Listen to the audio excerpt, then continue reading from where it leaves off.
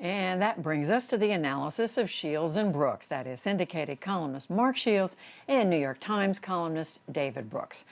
So hello to both of you. The word had been that Vice President Biden would make this announcement next week, but just this afternoon, the word has come out that it's going to be the week after, the week of August the 10th. But we're still going to talk about it, Mark. What do you think should be taken into consideration by Joe Biden as he makes this decision? Well, I can't think of anybody more qualified to make a decision as vice president than Joe Biden, who knows what the job is intimately and what helps a president. I'd say very simply, Judy, given the nature of this campaign, Donald Trump cannot run on "Are you better off" or "We better off" than we were 4 years ago. It's going to be a down and dirty, demonizing, low road campaign. So the first thing I would consider is someone who can throw a punch and who can take a punch.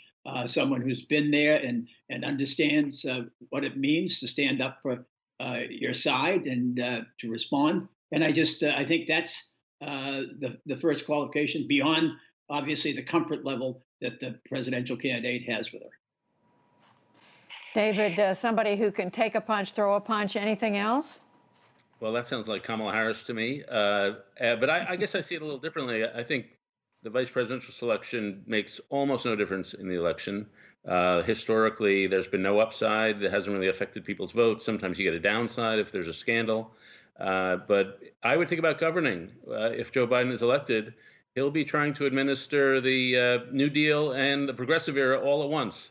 So I think you need somebody who has administrative experience, somebody like maybe Keisha Bottoms from mayor of Atlanta, though the ticket Biden Bottoms doesn't sound so great, but she seems to be an impressive person who certainly has a strong presence, as she demonstrated during those first days. The governor of New Mexico, Michelle Lujan Grisham, is another person who has administrative experience. It's a plus to me to have administrative experience outside of Washington, in a less ideological climate where you're actually administering things. And so to me, that would be how I would look at it. Who's going to take on responsibilities at an administration that's going to be just chock full of legislative craftsmanship and then a need for administrative competence? And Mark, go ahead, David. David's saying doesn't make a difference. I want to hear what you think about that. I think historically you can make the case that it hasn't made a difference. Lyndon Johnson did make a difference in 1960 in the election of John Kennedy, and being sort of the character witness for the innocence by association for a Northern Catholic and the white Protestant South at the time. But I agree with David on that. But I would say this, that winning is not the most important thing in a campaign. It's the only thing. I'm not in any way precluding or excluding the consideration of the talents Dave is looking for, but I want someone who's going to help him win first. If I'm Joe Biden, because it's going to be a lousy, mean-spirited campaign, and you got to have someone who's got your side there. I don't think any question about it. And David, also, just go ahead. I just say that Congressman Clyburn, who is, if America wants to see a kingmaker, we saw one being interviewed. He is the man. When he said Joe Biden doesn't simply know us, we don't know Joe Biden, he knows us. And that endorsement made the difference and made the nomination for him. When he said a woman, an African-American woman on the Supreme Court takes precedence, he was actually giving, I thought, Joe Biden permission to pick a running mate or choose a running mate who was not African-American, whether it's Governor Grisham, or whether it's Senator Duckworth, or Senator Warren, whoever, Governor Whitmer. But I thought that was a shrewd statement by Jim Clyburn. And David, that's actually what I wanted to ask you both about, and that is what we heard from Jim Clyburn, that for him, it's much more important that an African-American woman goes to the court, the high court, than the vice president, the job of the vice president. I hadn't thought of the interpretation Mark put on that, though. I find it very persuasive that he was giving Biden permission to go outside if he felt like it, and he's certainly a smart political signal sender and operator, and that seems persuasive to me. I think in normal times you take a Supreme Court justice over a vice president for sure, because you get it for a lifetime, and you have actual power. I think it's a lot closer right now. As I said, really think about FDR's first 100 days. Think of the amount of legislation that was crafted. Think of what's going to need to be done. And so to me, the vice president is going to be tremendously important, in part because when Biden was vice president, he actually did a lot. He oversaw the stimulus package. He did a lot of foreign policy stuff. He was not just sitting there as window dressing. And I'm sure he's going to want a vice president to be that. The interesting case to me is Elizabeth Warren. If you want somebody who's really good at coming up with plans, she's really good at coming up with plans. The question would be, are there moderate voters who would take a look at her and have a bit of fright? But if I'm sticking to my governance matters more than politics, Elizabeth Warren would also be a good choice. Well, speaking of important agendas, right now before the Congress, Mark, is the pandemic relief legislation, and it doesn't seem to be going anywhere. The House passed a $3 trillion plan at the end of May.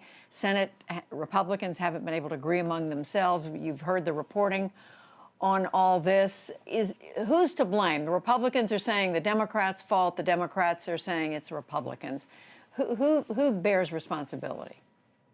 Well, I think it's fair to say responsibility in Washington is shared at this point, but primary responsibility that the House, as you pointed out, did pass its plan. It's all on board. Senator McConnell introduced a plan this week that died on arrival. The White House has absolutely, the president is not a player in this. So I'd have to say that there's been a certain Republican abdication. But the reality is, Judy, we're talking about, according to the Census Bureau, we have 14 million American households in this richest nation in the history of the world, where children are food deprived as of last week, are going hungry.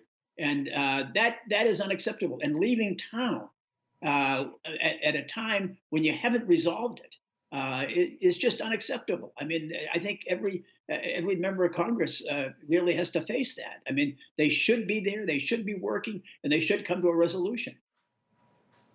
David, does one side or another bear more of the responsibility here? I give it 60-40 to the Republicans to the blame. Both sides sort of returned to their corners. So the Democrats in their plan did not have enough for small business. And we've just got to protect small businesses from going bankrupt. When a company goes bankrupt, you don't only lose the jobs, you lose all the human capital and all the connections that were put in to build that business. And that's a tragedy. The Republicans certainly err in trying to cut the weekly pay from 600 to 200. Their worry, and I spoke to a few of them this week, is that people are making more unemployed than they would employed, so they're not going to go back to jobs. And that is certainly a problem. Some are doing okay with this, but the research suggests that people who are getting the employment insurance benefit are going back to work just as much as the people who are not getting it. So there does not seem to be a disincentive effect. And when you've got people really struggling, to cut them back to $200 a week or whatever it would be seems unconscionable to me. I do not think the Republicans understand that we are on a lifeline because of the earlier aid packages. The economy would be doing way worse without that. And if you take away that supply of money, we'll see a catastrophe that I think is greater than they anticipate and would be just a human tragedy. And this week, as you both know, we got terrible news about the resurgence of this virus, and we got very bad news about the economy connected to it. So, but we watch these unemployment benefits lapse this weekend. Mark, very quickly, voting. There's a lot of back and forth this week about absentee voting, voting by mail. The president weighing in, saying that there's fraud in mail-in voting, and then raising the question of whether the election should be delayed. How much, of course, everybody knocked it down at the Capitol, but what do you think? Is that something that people should be concerned about? We should be concerned about a president who wants to open up football stadiums, send 7-year-olds back to school to sit on school buses and be in rooms of 30 other kids, but at the same time doesn't want, the virus is so serious that we can't vote in November. I mean, figure that one out, Judy. I mean, being very blunt about it, we do vote by mail in this country. I mean, 5 states vote only by mail, but 35 states, they have no excuse absentee voting. I mean, that is it. And among them are the most important politically in terms of Pennsylvania, Wisconsin, Michigan, New Hampshire, states where you have to have your ballot postmarked by election day. And so he starved the post office. The president says he will refuse to sign any legislation that gives more money to state and local people trying to deal with the increased expected absentee vote by mail. And I have to say, I mean, there's nothing more sacrosanct. We've done it in World War II. We did it in the Civil War, and we got pretty good choices out of it. Abraham Lincoln and Franklin Roosevelt. And we have to vote and will vote on November 3rd. And Donald Trump has to be absolutely rebutted and routed on this issue. David? Yeah, I'm worried about it. We've had a bad year in elections. We had long lines in Georgia. If you remember, we three sat together on the night of the Iowa caucuses. We've just had a bad year, and then the pandemic makes it all worse. Who's going to man the polls? A lot of people are not going to be comfortable manning polls. A lot of people are not in the place where they normally live. We could see, I worry about a close election and having the results drag out for days, weeks, while everybody in the conspiracy world undermines it. So this is something that is uppermost and should be uppermost on our minds. And of course, what Donald Trump said is abhorrent.